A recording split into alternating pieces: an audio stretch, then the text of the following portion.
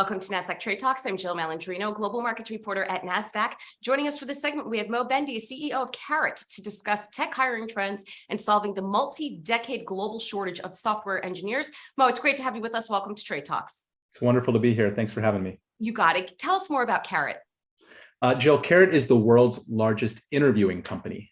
And so we created Karat because there is a multi-decade shortage of engineers, and there's simply not enough engineers to interview future engineers. And so in a nutshell, Karat made interviewing a job, and we're now conducting well over 12,000 interviews every single month across a wide range of companies, from American Express and Visa to Amazon and Walmart. Companies send us job candidates for software engineering roles. We interview them, and then we're the company that says, of the 1,000 candidates you sent us, here's the most qualified cohort of that group. And the value of that's really simple. We've made the process more predictive. We've made it more fair. We've also made it a lot more enjoyable and responsive for candidates as well. So what challenges are you working to resolve? Is it getting the expertise of someone with an engineering background to find the correct candidates?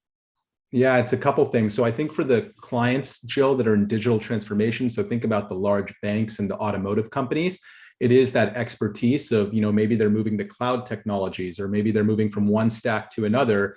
They might not have the engineers in-house to do the interviews of the engineers that they want to hire. There's also, for all companies, a capacity problem, right? When you don't have enough engineers to code and engineers to interview, that time really matters. And so I think the other part of the problem we're solving is we're simply giving engineers more time back so that they can do their day job.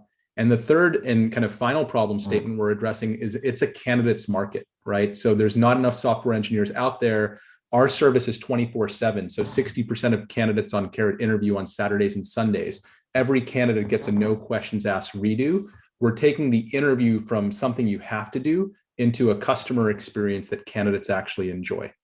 Yeah, if you could solve the problem of bandwidth, you've really got something there. So why has there been a multi-decade shortage of software engineers when we hear so much about STEM training and education and promoting of those kinds of fields?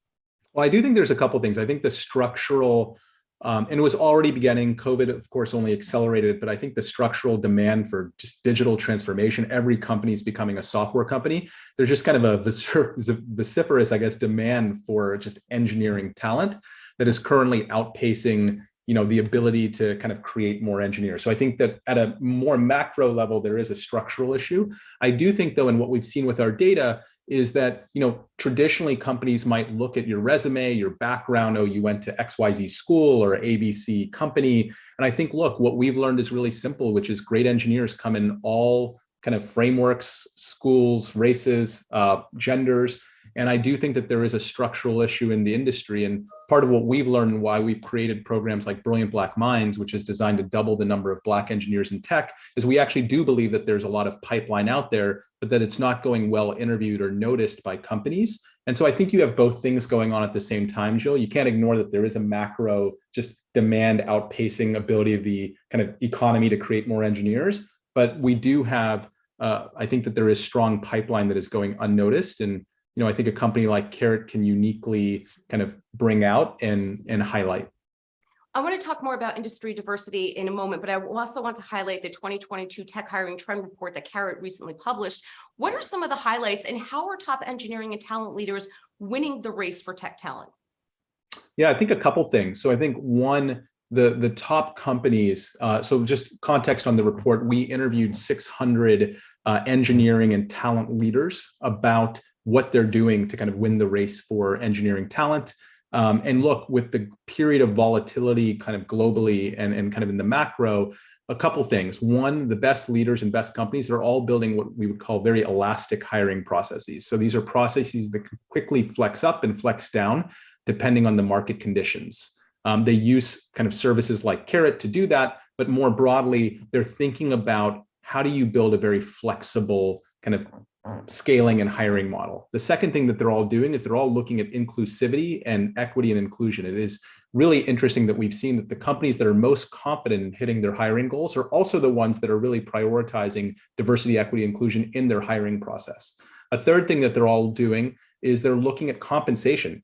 Software engineering compensation is, massively increased in the last 2 years. And they are looking at it strategically of, okay, if you've got 100 hires to make, where are the teams that need to have absolute top talent in the market? How do they right size compensation for that? And then I think, a fourth one is they're looking at overall just funnel efficiency and candidate experience. They're obsessed about metrics like of the candidates that come to the final rounds, how many get offers? Of the candidates that receive an offer, how many actually sign and get started? I think we're realizing that the top leaders have these kind of key metrics in mind and are very rigorous in how they're operating their hiring process. And let's focus a bit on DE&I for a moment here. What is the role of purpose in a company, and what's the difference between purpose and mission? Those are two great questions. So I think role of purpose is it's a guiding North Star, right? So our purpose at Karat is to unlock opportunity. And so that's been a really guiding North Star for us, Jill.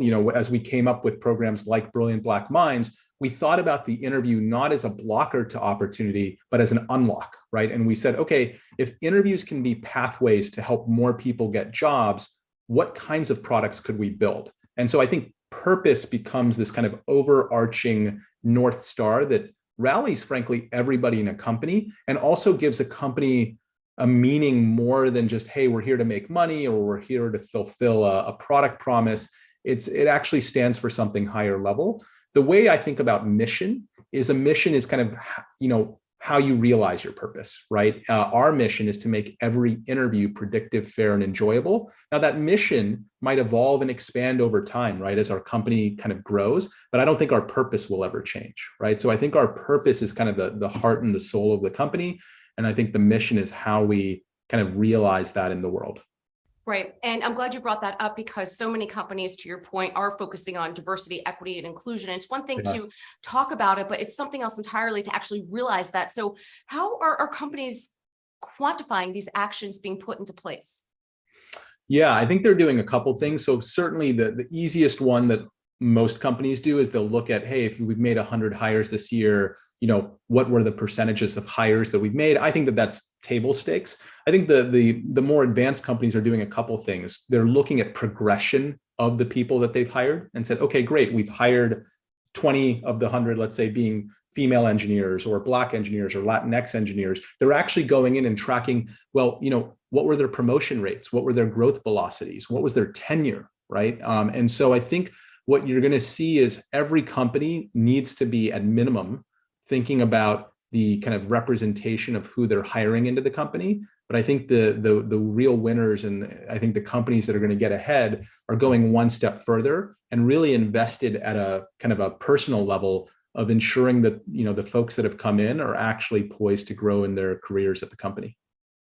And finally, Mo, you recently posted on LinkedIn that your latest trip to India, you met with interview engineers and it was all about the excitement and energy despite the jet lag. What is Karat doing to keep employees engaged and passionate about the product? I think a couple of things. One, we create purpose programs like Brilliant Black Minds and other things we do. You get people really excited. We have a large organization now and it's distributed globally. And so kind of keeping everyone excited about why we do what we do is step one. Step two is, there are face-to-face connections. Part of why I went to India was to meet our customers, to meet our interview engineers, and to actually connect with each other. And so I think as a people-centered company, we think a lot about, you've got to be really intentional in the world we now live in of when are we going to actually meet? How are we going to do so safely in a COVID world? And those interactions really matter. And I think a third thing is rituals, right? So we have a lot of rituals at our company around kind of the weekly all hands, the end of week newsletter. We have countless affinity groups, everything from pet lovers to music lovers to cooking lovers, all kinds of things at Karat.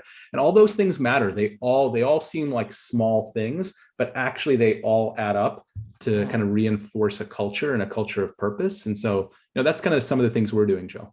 Yeah, I mean, all of those things are huge. And I think it's great that when you have the CEO on the ground working together with your employees, it is huge. Yeah. It's good to see leadership on the ground, Mo. Appreciate the insight. Thanks for joining us on Trade Talks. I'm Jill Malandrino, Global Markets Reporter at Nasdaq. Wonderful. Thanks, Jill.